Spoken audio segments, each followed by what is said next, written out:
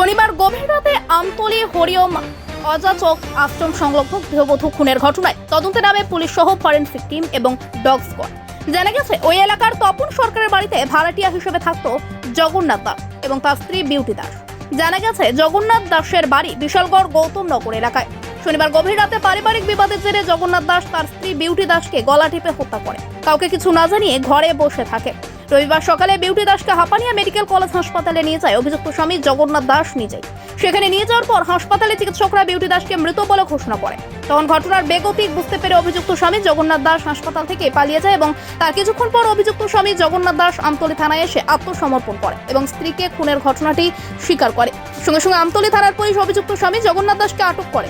এই ঘটনায় রবিবার দুপুরে আমতলী থানায় একটি খুনের মামলা নথিভুক্ত করে ঘটনাস্থলে আমতলী থানার ওসি পরিতোষ দাস, আমতলীর SDPO Paromita Pandey, forensic team এবং ডগ স্কোয়াড তদন্তে আসে। জানা গেছে রবিবার বিউটি দাসের মৃতদেহ ময়নাতদন্তের পর তার পরিবারের লোকজনদের হাতে তুলে দেওয়া হবে। এই খুনের ঘটনায় আমতলীর এসডিপিও পারমিতা পান্ডে সাংবাদিকদের মুখোমুখি হয়ে বিস্তারিত তথ্য তুলে ধরেছেন।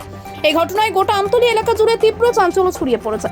আমতলী থানাতে আজকে একটা কমপ্লেন আসে যে না জগন্নাথ দাস উনি ওনার ওয়াইফকে বিউটি দাস যার নাম, ওয়াইফকে যে আমতলী আশ্রমপাড়াতে ওরা যে রেন্টেড বাড়িতে থাকতো ওইখানে ওয়াইফকে হত্যা করেছে।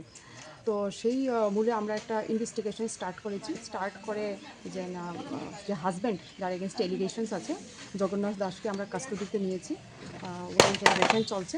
আর যে বিউটি দাসকে আমাদের ওনার বডির পোস্টমর্টম এক্সামিনেশনের জন্য আমরা অ্যারেঞ্জমেন্ট করছি।